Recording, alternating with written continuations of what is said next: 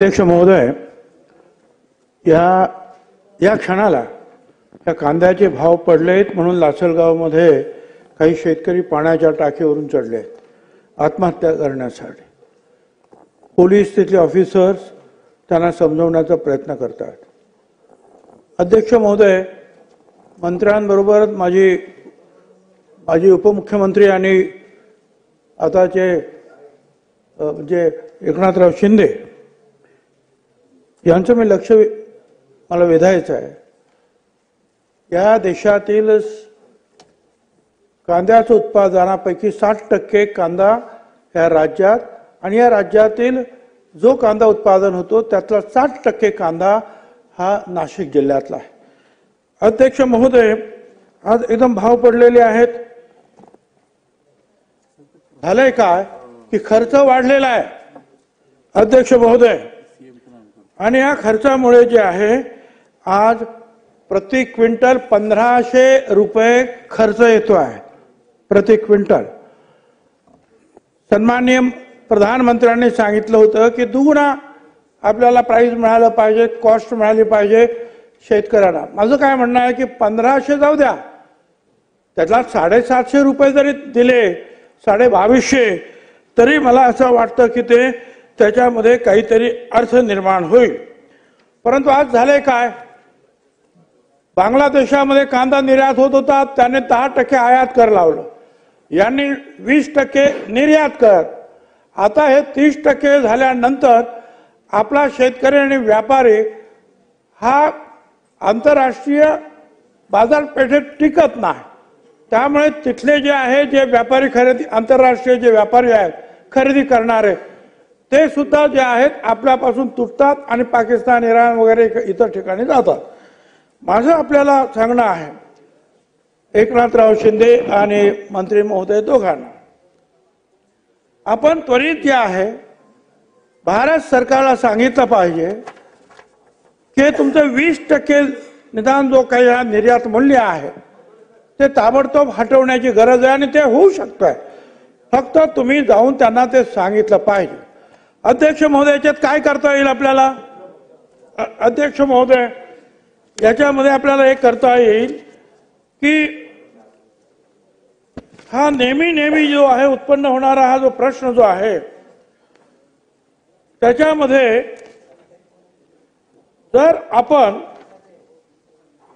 कांद्याचा खर्च 1500 रुपये, 50% नफा, 2250 रुपये आधारभूत किंमत ठेवावी असं राज्य सरकार आपल्या भारत सरकारला सांगेल काय. दुसरं असं आहे की 3000 रुपये भावापर्यंत कुठलाही निर्बंध लावू नये. 3000 ते जर 4000 झाले तर मग MEP लागू करावी आणि 4 ते 5000 रुपये भाव गेल्यास मग एक्सपोर्ट ड्युटी तुम्ही लागू करा. 6000 रुपयाच्या वरती गेलं तर निर्यात बंदी करा. परंतु आता आज शेतकऱ्यांना खर्च सुद्धा मिळत नाही आहे. अध्यक्ष महोदय, राज्य सरकार या बाबतीमध्ये केंद्र सरकारकडे त्वरित जाऊन हा कायमचा एक फॉर्म्युला आपण त्यांच्याकडून मान्य करून घेणार काय.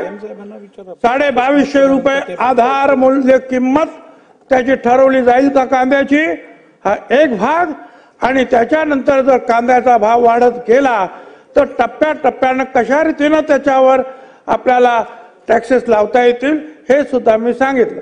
दुसरा आणखी एक प्रश्न आहे की कदाचित मंत्री महोदय सांगतील की नाफेड, आम्ही त्यांना नाफेडना उतरवतो आहोत आणि त्यांच्या मार्फत खरेदी करतो. अध्यक्ष महोदय, मी आपल्या निदर्शनात आणतोय तिथे जे काहीतरी शेतकरी काही कंपन्या वगैरे स्थापन करतात, हे नाफेडवाले जे त्या कंपन्यांना अधिकार देतात, गरीब शेतकऱ्याकडून जाऊन अतिशय खालच्या दर्जामध्ये ह्या कंपन्या तो कांदा विकत घेतात, आपल्याकडे स्टोअर करतात आणि नंतर भाव वाढल्यानंतर मात्र जे आहे तो बाहेर काढतात.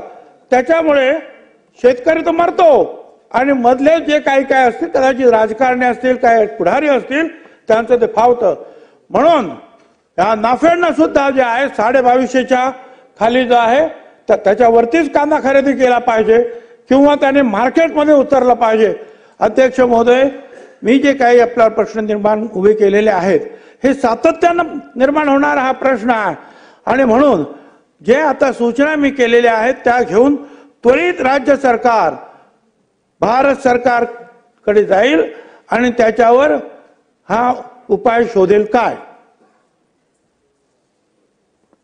अध्यक्ष महोदय, ज्येष्ठ सदस्य माननीय भुजबळ साहेबांनी काही भूमिका मांडली।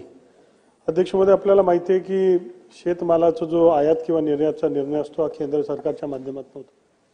मागच्या काळामध्ये आपल्याकडे ही जी दोन भूमिका आहे, एकीकडे शेतकऱ्याच्या शेतीमालाला चांगला भाव मिळणं आणि दुसरीकडे आपला सामान्य माणूस सामान्य ग्राहकाला योग्य किमतीमध्ये ज्या काही मूलभूत गरजा आहे त्या पूर्ण होणं, या दोघांमधला बॅलन्स आपल्याला साधावा लागतो। अध्यक्ष महोदय, मागच्या काळामध्ये केंद्र सरकारने 40% ऑगस्ट 23 मध्ये 40% निर्यात मूल्य हे शुल्क हे कांद्यावर लावलं होतं। आपल्या राज्याच्या माध्यमातून आपल्याला माहिती आहे की या देशामध्ये 50 ते 60% कांदा हा आपल्या देशामधला हा आपल्या राज्यामध्ये पिकतो आणि म्हणून राज्याचे तत्कालीन मुख्यमंत्री यांनी सातत्याने पाठपुरावा करून उपमुख्यमंत्र्यांनी सगळ्यांनी आपल्या आपल्या स्तरावर पाठपुरावा करून मागच्या काळामध्ये तो 40% वरनं 20% आणण्याचं काम कोणी केलं असेल तर आपल्या महाराष्ट्र सरकारने केलं। अध्यक्ष महोदय, आता जर आम्ही मार्केटची किंमत बघितली, आपण जर सहज एक माहिती मी काढली तर 2021-22 मध्ये साधारणतः सरासरी दर प्रति क्विंटल 1155 होते, 22-23 ला 806 होते, फार घसरले होते त्या काळामध्ये, 23-24 ला 1380 होते आणि मागच्या 4 वर्षामध्ये सर्वात जास्ती किंमत आता 2070 ही साधारणतः 50% मागच्यापेक्षा अधिक ही किंमत आता सध्या बाजारामध्ये आहे। या मागच्या रब्बीमध्ये 5 लाख टन हा कांदा आपण प्राइस स्टेबिलायझेशन फंड मधनं नाफेडच्या माध्यमातून विकत घेतला होता आणि आपला अजूनही पाठपुरावा चालू आहे की 20% जो शुल्क आहे हा सुद्धा कसा रद्द व्हावा आणि आपल्या शेतकऱ्यांना भाव मिळावा। आहेत हे जे म्हणतात 2000 हे जे आहे सर्रास नाही आहेत। काही ठिकाणी जे क्वचित 2000 मिळतात, नाही तर 600, 700, 800, 900 रुपये भावाने जात आहेत। 1500 रुपये तर खर्च आहे क्विंटल मागे आणि तो त्याच्या खाली आता भाव 1500 रुपये क्विंटलला तुम्ही फायदा देणार की नाही? माझा खर्च झालेला एखाद्या वस्तूवर खर्च 1500 रुपये तर मला 2 पैसे तुम्ही फायदा देणार की नाही? म्हणून तो 2250चा मिनिमम असला पाहिजे। ती जी आहे ती आधारभूत किंमत ही कायमस्वरूपी ठरवली पाहिजे।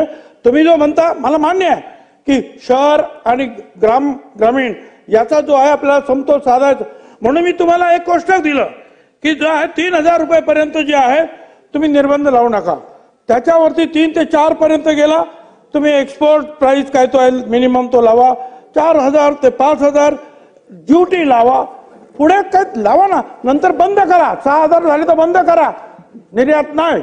परंतु एकदम 700 ना 800 रुपये तुम्ही जे म्हणता ना नाफेड ते नाफेड स्वतः खरेदी करत नाही, ते कंपन्यांच्या ज्या आहेत त्यांना नेमतात आणि ते कंपन्या ठरलेल्या लोक आहेत आणि त्या कंपन्या तिकडे शेतात जाऊन 700, 800, 900 रुपयाने कसे तरी घेतात, पण सोडून जाईल म्हणून लोक विकतात आणि नंतर ते ठेवतात आणि मग भाव वाढल्यानंतर आणि तोच कांदा जो आहे नंतर नाफेड सुद्धा विकत घेतो।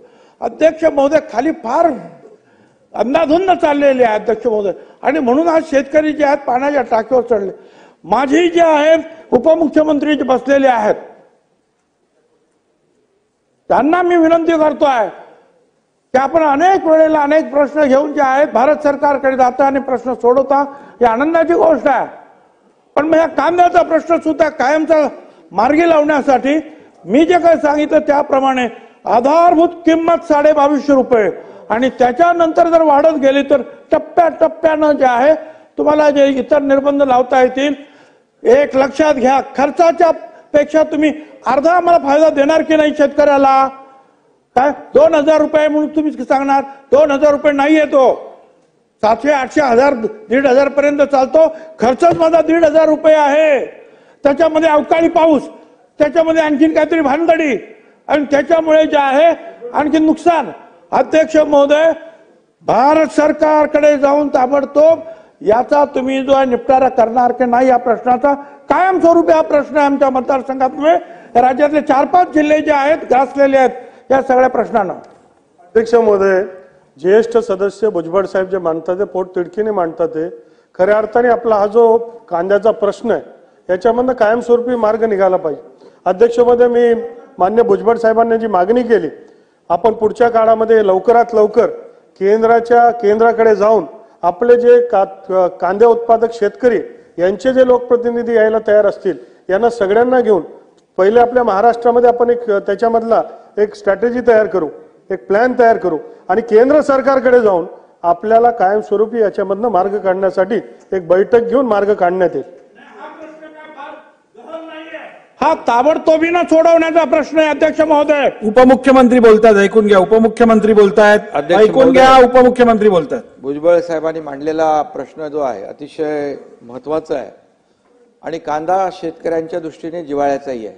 आपण त्याचा अनुभव मध्ये मध्ये घेत असतो.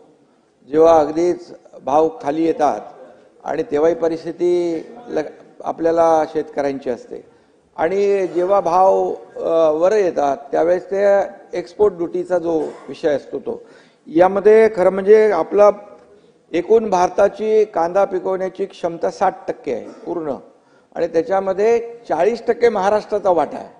त्यामुळे मोठा वाटा आपला 40% महाराष्ट्राचा आहे. आणि यामध्ये मध्ये जेव्हा असा प्रसंग आला होता त्यावेळेस देखील आम्ही पियुष गोयल आणि यांना सांगितलं की बाबा ही अशी अशी परिस्थिती आहे, आपल्याला याच्यामध्ये मार्ग काढला पाहिजे. आणि त्यावेळेस भुजबळ साहेब 5 लाख मेट्रिक टन कांदा केंद्र सरकारच्या माध्यमातून खरेदी केला गेला, ही वस्तुस्थिती आहे. त्यापूर्वी 40% एक्सपोर्ट ड्युटी होती. मग आपण जेव्हा विनंती केली त्यानंतर 20% एक्सपोर्ट ड्युटी झाली भुजबळ साहेब. आणि मला आठवत आहे की मुख्यमंत्री असताना 31 डिसेंबर 2023 या रोजी आम्ही ही बंदी उठवण्याबाबत लेखी पत्र दिलं होतं पियुष गोयल यांना आणि त्याचबरोबर मी, अजितदादा आणि देवेंद्रजी आम्ही तिघांनी मिळून अमित शाह साहेबांना देखील या बाबतीमध्ये सांगितलं की परिस्थिती अशी आमच्या राज्यातली आहे आणि कांदा पिकवणारे शेतकरी अडचणीत आहे. आणि त्यामुळे आपल्याला मी एवढंच सांगतो, जास्त आता याच्यामध्ये चर्चा करून उपयोग नाही, हा केंद्र शासनाशी निगडीत आहे आणि म्हणून यामध्ये एकच आहे. दुसरा देखील आपण एक उपाय त्यामध्ये एक काकोडकर समिती आहे याच्यामध्ये. कांदा नाशवंत पीक असल्यामुळे ते जास्त टिकलं पाहिजे म्हणून इरॅडिशन केंद्र देखील आपण समृद्धीच्या आजूबाजूला देखील करण्याचं त्यांनी सुचवलं. त्याच्यावर देखील भुजबळ साहेब आम्ही काम करतोय जेणेकरून जेव्हा भाव कमी असतील तेव्हा त्याला आपण स्टोअर करून ठेवायचं आणि जेव्हा भाव आले की आपण ते बाजारात, हाही एक आपण पर्याय आपण करतोय.